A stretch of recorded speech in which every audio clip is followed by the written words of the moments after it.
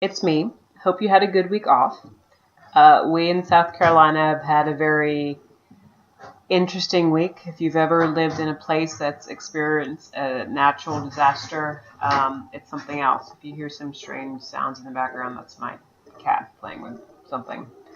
Um, we finally no longer hear the Coast Guard helicopters overhead.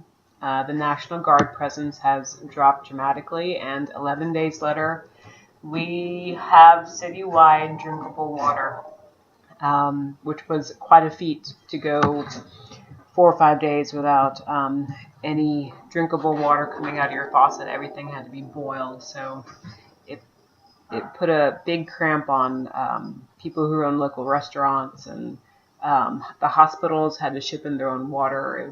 It was quite the scene. But to drive down the streets that were dramatically affected by the flood, um, it's like you're not living in the United States. It's a very humbling and an experience to learn from and to be grateful from and to pitch in and be the community that you are. With that said, I wanted to give you an update on where you are. So you have your discussion question for the week as well as your chapter. Read your chapter. And you have your next reflection due. I believe it's next week. So here's the deal with reflection number 2. You're going to do something similar that you did to reflection number 1. You're not going to change the format too much, except here's what you do. You're going to give me a progress report on your behavior contract. The goals that you set, how are you doing?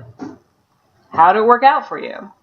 Sometimes life throws you a curveball like a massive flood or a personal tragedy, or your attention has to go elsewhere for a little while for some other reason.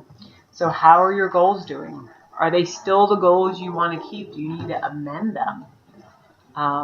Lots of reasons for that too. Was the goal too big? Do you need to narrow it down?